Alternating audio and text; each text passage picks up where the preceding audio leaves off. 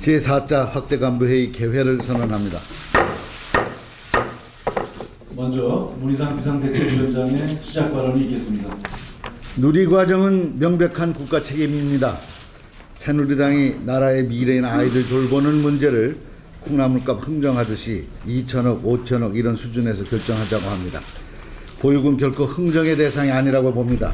새누리당의 이런 태도는 보육의 책임을 지방 정부에게 떠넘기려는 꼼수에 불과하다고 생각합니다.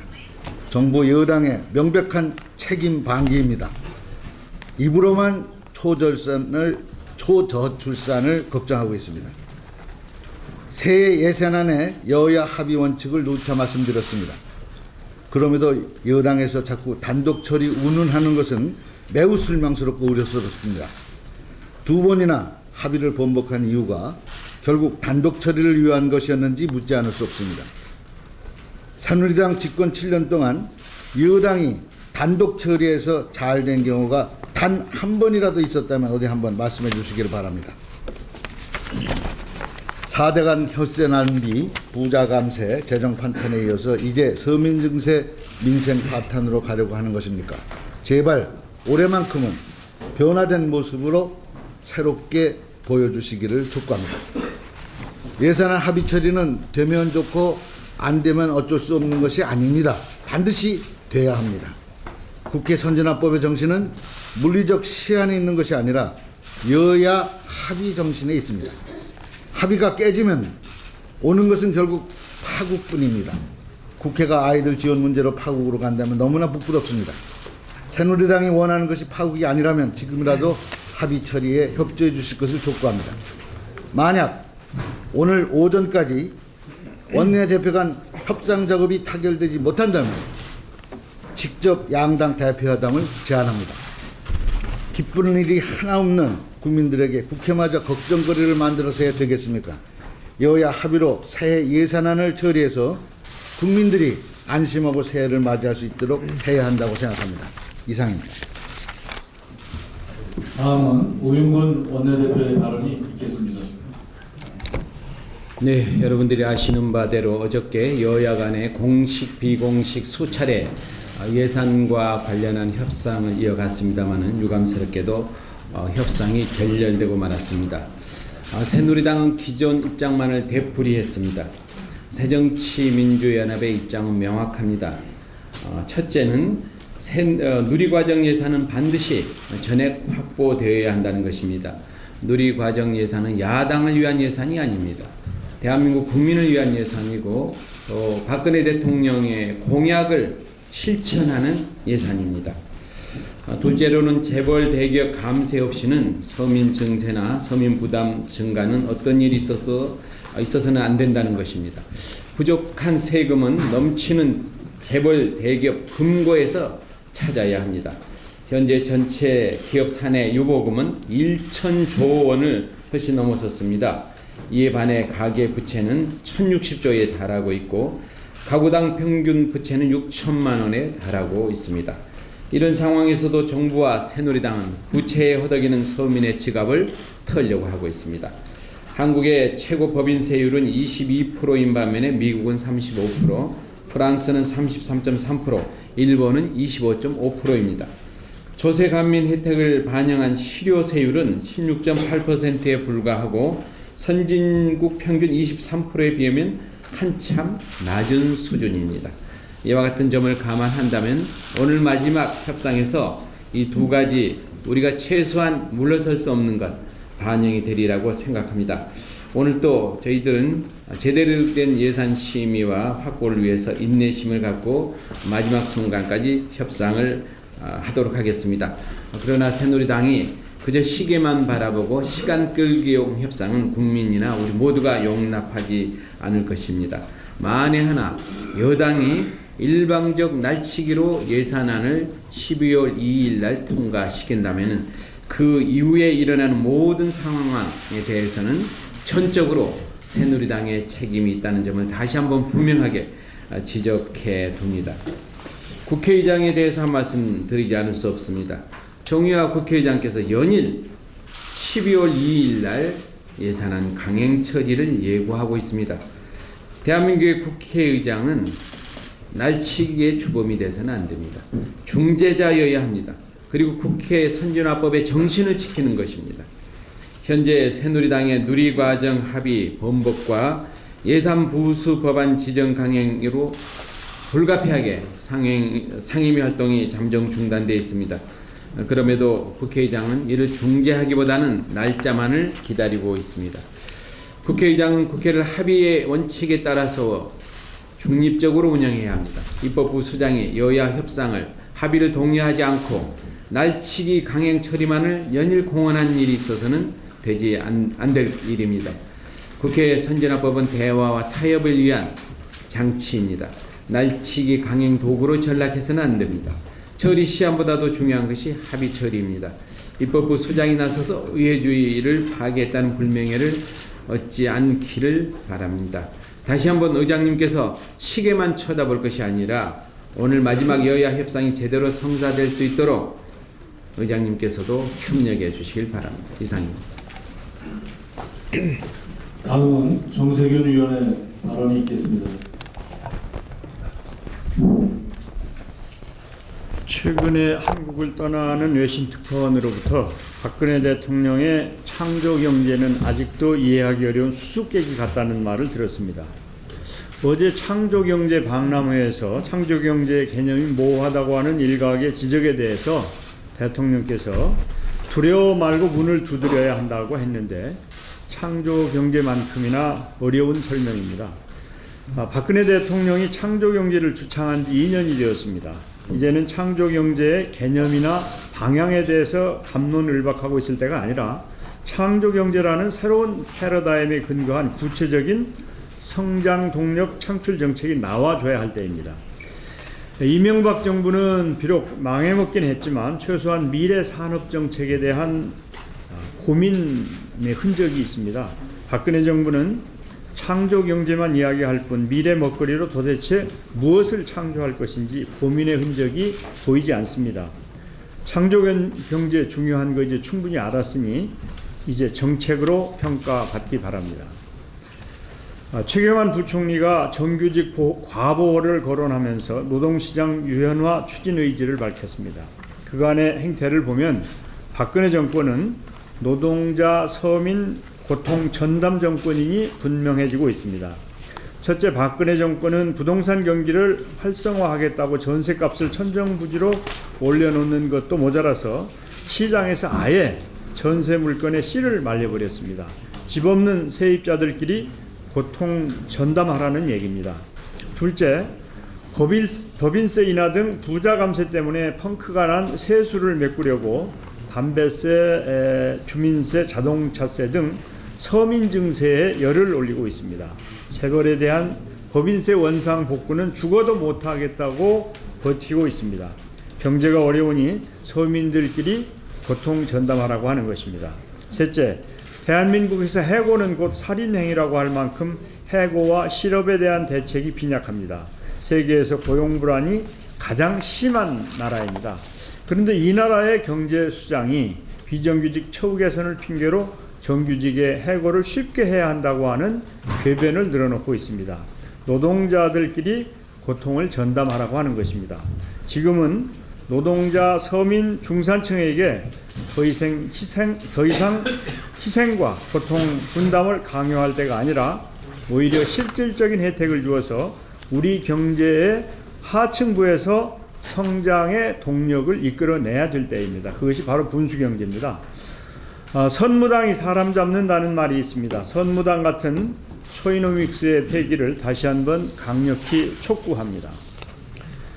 정규직 전환을 빌미로 비정규직 여성을 성희롱한 서울대공원 직원, 장애인을 쇠사슬로 묶고 계집에 감금한 종교인과 이를 알고도 방치한 공무원, 상습적으로 제자들을 성추행한 서울대 교수 이뿐만이 아니라 전직 여당 대표, 검찰총장, 대학 교수, 교사, 군인, 고위공무원, 기업체 임원 등 성추행 사건, 폭력 사건 등 열거할 수 없을 정도로 많고 이들의 추태가 매일같이 고발되고 있음에도 불구하고 처벌은 솜방망이 수준입니다. 이 나라의 도덕과 정의가 어쩌다 이렇게까지 무너지고 실종되었는지 통탄할 노릇입니다. 기득권자와 사회 지도층 인사들의 범죄가 만연하면서 국민들의 사회 불신이 극에 달하고 있는 상황입니다. 높은 지위를 이용해서 갑질을 하고 약자의 절박함을 이용하려 드는 사람들은 국민 통합에 찬물을 끼얹는 사회 파괴 세력이나 마찬가지입니다. 보호하고 용서할 가치가 없습니다.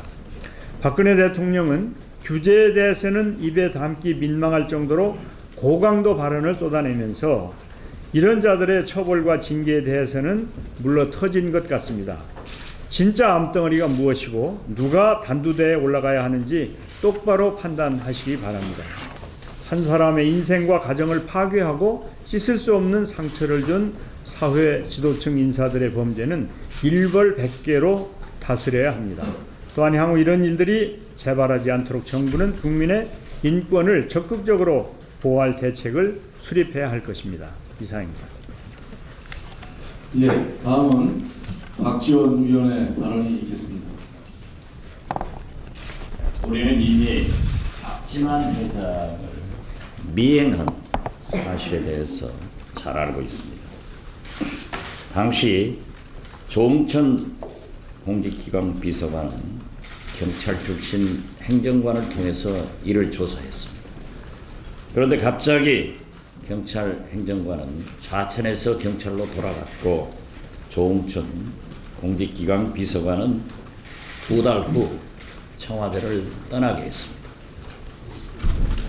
박관용 전 국회의장, 새누리당 고문께서도 박근혜 정부의 비선 라인 인사 개입을 통렬히 지적했습니다.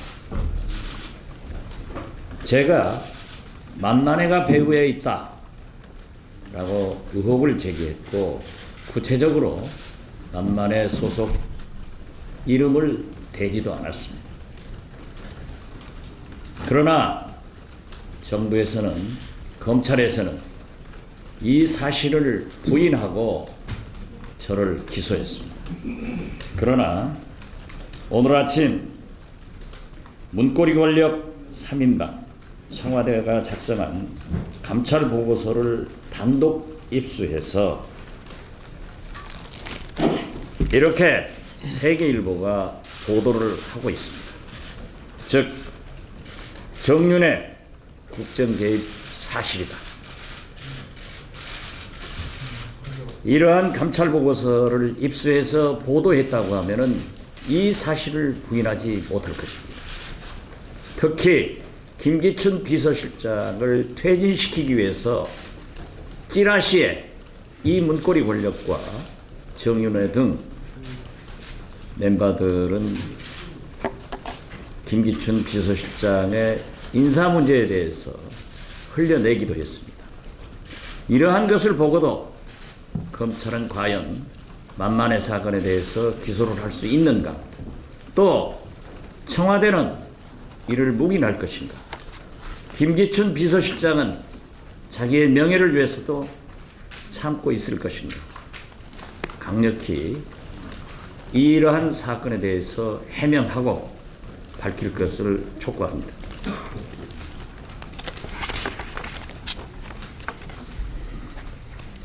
정세균 비대위원께서도 지적했습니다마는 비정규직 문제를 해결하자는데 난데없이 정규직 과보를 주장하고 나섰습니다.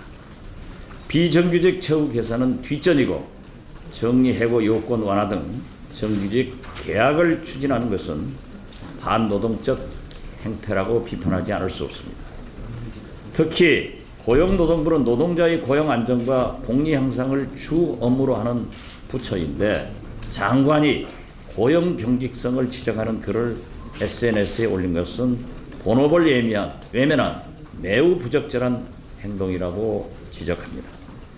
작년 한 해에만 정리해보자가 38만 명에 이르는 현실을 외면하고 사용자 편에서 노동시장의 유연성만을 강조하는 것이나 정규직과 비정규직의 노노 갈등을 조장하는 것, 모두 노사 문제를 해결하는데 아무런 도움이 되지 않습니다.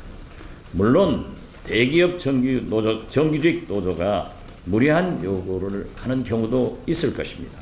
그런다고 정부가 노노 갈등을 조장하거나 일방적으로 노동자의 희생을 강요해서는 안 됩니다.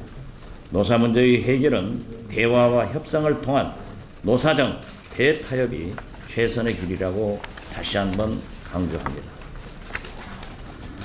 저는 최근에 주로 지방대학 초청으로 몇 대학을 가서 특강을 하면서 이 시대 청년들의 고민을 듣고 인생의 선배로서 희망의 메시지를 전달하기 위해 노력했습니다. 대학생들의 어려움 중에서 가장 큰 고민은 역시 청년 실업 문제였습니다. 대학을 졸업해도 취직이 어려우니까 졸업을 미루기 위해 휴학을 하고 군대에 가거나 대학원에 진학을 합니다. 이른바 3포 세대가 양산되고 그 결과 우리 대한민국의 출산율이 1.19로 세계 최하위로 떨어지기도 했습니다. 어제 통계청이 발표한 2013년 임금 근로 일자리 행정 통계에 의하면 작년 말 기준 임금 근로 일자리 수는 총 1,650만여 개, 2012년 대비 58만 3천 개가 증가했지만 20대 임금 근로 일자리는 2012년보다 2만 4천 개가 줄어들었다고 합니다. 20대 임금 근로 일자리는 2011년 14만 1천 개, 2012년 8만 개가 줄어든 데 이어 3년간 24만 5천 개나 감소해서 20대 일자리 블랙홀이 되고 있습니다. 한국 직업능력개발원의 보고서에 따르면 최근 10년간 괜찮은 일자리에 종사하는 사람은 45만 4천 명 늘었지만 청년층의 경우는 7만 5천 명이나 줄었다고 합니다. 매년 66만여 명의 대학을 졸업하는데 괜찮은 일자리는 약 5만 개뿐이라는 것입니다. 청년은 우리의 미래입니다. 정부가 일자리 창출을 말로만 할 게 아니라 청년 실업을 줄이고 청년의 일자리를 만들기 위해 특단의 대책을 마련해야 한다고 촉구합니다. 이상입니다. 예, 다음은 문재인 위원의 발언이 있겠습니다. 최근 정부 정책을 보면 정부가 서민들의 고통을 들기보다는 서민들의 희생을 기초로 기업들의 이익만을 보호하는 그런 태도여서 매우 우려스럽습니다. 부족한 세수 확보를 위한 대기업의 법인세 특혜 줄이기는 거부하면서 담배세 인상으로 국세 수입을 늘리려는 것도 그중 하나입니다. 기업들의 경제활동 위축을 말하지만 서민들의 주머니는 위축되어도 괜찮다는 것입니까? 며칠 전에는 기재부 간부가 정규직 해고 요건 완화 방침을 슬쩍 흘리더니 부총리까지 나서서 정규직 과잉 보호가 지나치다면서 정규직의 임금을 낮추려는 그런 시도도 그렇습니다. 과보호받는 정규직이 과연 몇 명이나 됩니까? TV 드라마 미생이 보여주는 힘없고 불안한 월급쟁이들이 바로 정규직들입니다. 정규직의 해고를 쉽게 하고 임금을 낮추는 것은 부총리가 말한 소득주도 성장을 해치는 길입니다. 부총리의 소득주도 성장론이 말뿐이고 허구라는 것을 보여줍니다. 대한민국에는 기업만 있는 것이 아니라 노동자와 자영업자도 있고 또 서민도 있고 부자도 있는 나라입니다.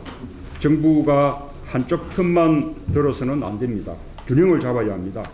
기업과 노동자, 정규직과 비정규직, 또 부자와 서민이 더불어 사는 방향으로 나가야 합니다.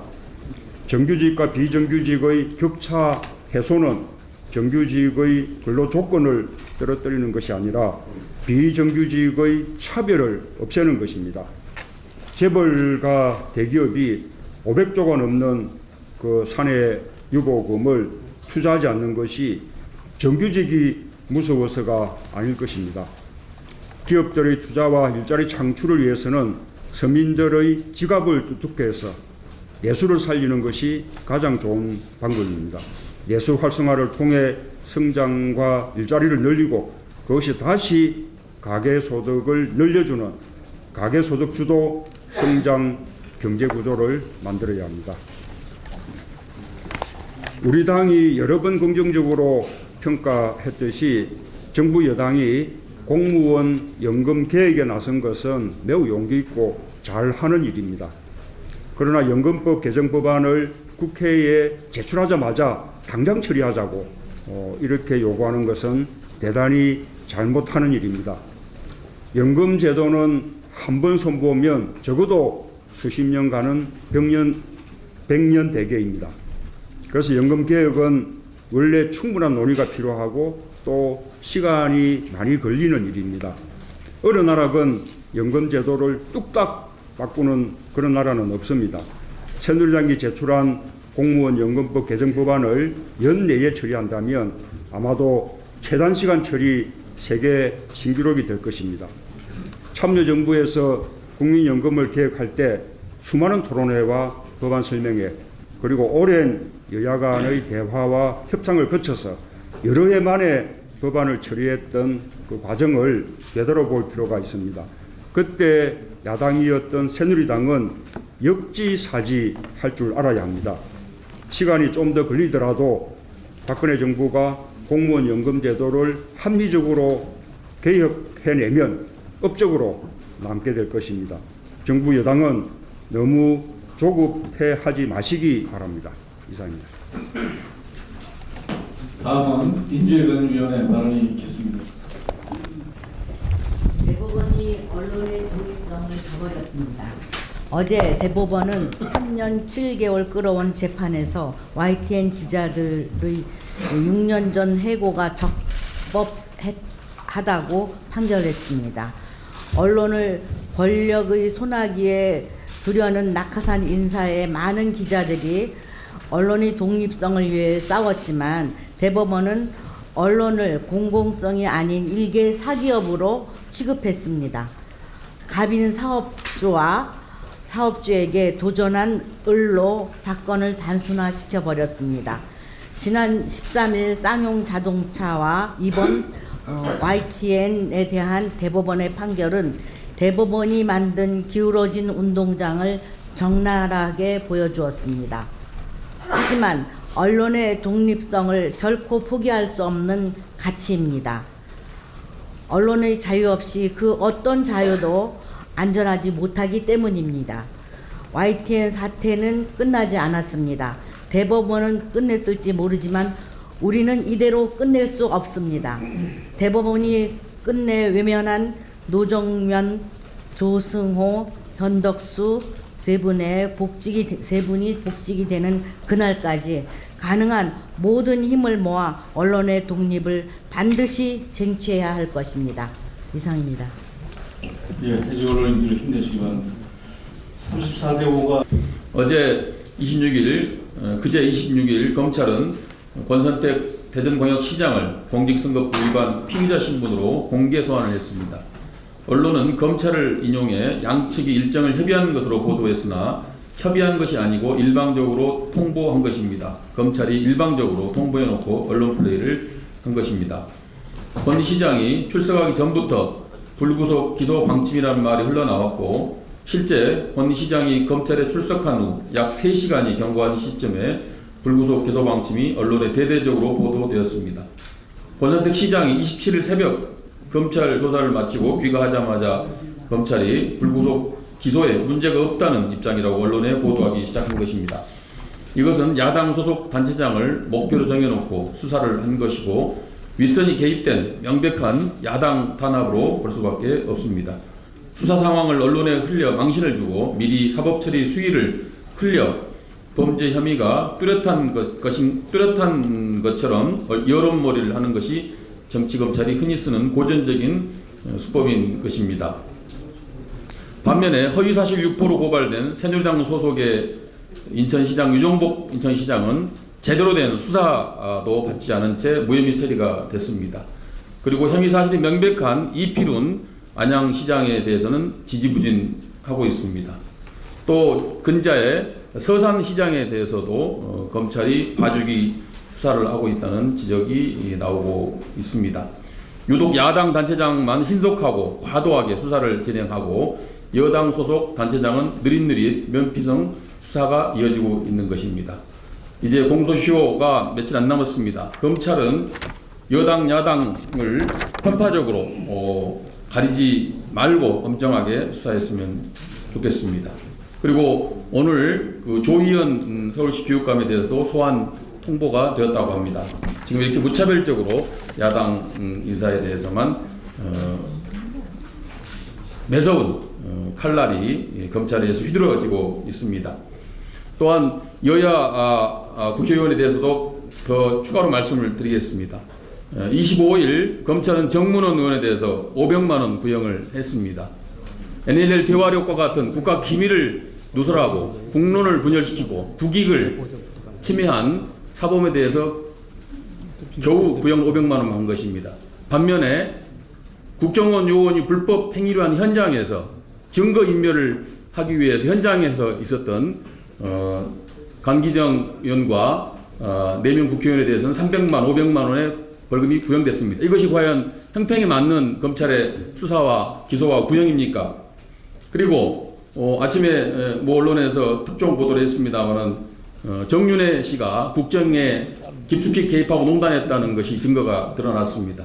박지원 비상대책위원회에 대한 만만의 사건 명예훼손 기소가 검찰의 편파적이고 잘못된 수사와 기소였다는 것이 명백하게 드러나고 있습니다. 또한 지금 입법 로비 쪼개기 입법 로비에 대한 검찰의 수사가 흘리기식으로 망신주기식으로 진행되고 있습니다. 과연 여당 의원들이 연루됐다면 과연 그렇게 망신주기식으로 흘리기식으로 수사 기밀이 외부의 언론에 보도됐겠습니까? 이것은 명백한 야당 탄압이고 공안몰이식의 수사라고 하지 않을 수 없습니다. 이제라도 검찰은 정신 차리기 바랍니다. 이제 여야를 가리지 말고 평가를 하지 말고 엄정하게 수사하고 여당 봐주기식, 야당에 대해서는 공안몰이식 수사를 즉각 중단하기를 촉구합니다. 이상입니다. 네. 경비 근로자 대량 해고를 막아서 대한민국 아버지들을 지켜야 합니다.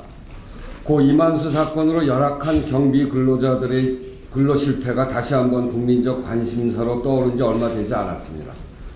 그런데 당장 내년부터 고 이만수 씨와 같은 처지에 있던 경비 근로자들이 대량 실업 사태가 되는 것이 목전에 와 있습니다. 그 이유는 그동안 당연히 적용받아야 할 최저임금 100% 적용을 내년 1월 1일부터 실시하기 때문입니다. 사회 곳곳에서 성실히 일하다 마지막 일자리로 경비 근로자를 선택한 많은 대한민국의 아버지들이 걱정이 이만저만이 아닙니다. 총 25만의 경비 근로자 중 5만 명의 경비 근로자들이 위기에 처해 있습니다. 대량 해고 사태를 막기 위해 당장 시급한 것이 우리 당이 편성한 258억의 대한민국 아버지 예산을 통과시키는 것이며 또 하나는 정부의 조속한 조치입니다. 정부의 엄발 오줌 넣기식 예산 23억, 대상자 3천여 명만 지원으로는 대량 해고를 막을 수 없습니다. 대상자 5만여 명의 최저임금 적용으로 월 인상액 50%를 지원하는 새정치민주연합의 아버지 예산 258억을 반드시 통과시켜서 대량 해고를 막아야 되겠습니다. 이 제안에 대해 새누리당은 민간 영역이라는 이유로 반대를 하고 있습니다. 그러나 정부가 나서서 노인 일자리 창출을 위해 예산을 책정하고 있을 뿐 아니라 작은 마을의 치안과 청소를 위해 경찰과 환경미화원이 있다는 점을 고려하면 아파트라는 집단 주거시설의 경비와 청소라는 공공성에 정부 예산을 일부 편성하는 것을 두고 민간 영역이라고만 치부하는 것은 옳지 않습니다. 정부와 여당은 이 아버지 예산 통과에 협조해 주길 당부드립니다. 또한 노동부는 조속한 해고 대량 실태를 점검해야 됩니다. 지금 고용노동부는 사태를 너무 안이하게 보고 있습니다. 대량 해고의 범위가 어느 정도인지 파악조차 못하고 있습니다. 노동부 대책인 근로감독 강화는 사후 약방문일 가능성이 매우 높습니다. 노동부는 행정력을 발휘해서 대량 해고의 실태를 선제적으로 점검해 줄 것을 적극 촉구합니다. 또 하나 전국적인 캠페인을 제안드립니다. 우리 아버지들이 마지막 일자리를 지킬 수 있도록 국민적 관심을 함께 모읍시다. 경비 근로자 관련 노동조합, 시민사회, 관심 있는 국민들과 함께 커피 한 잔이면 지킬 수 있는 경비 근로자 일자리 지키기 캠페인을 제안드립니다. 우리 당도 적극 동참하겠습니다.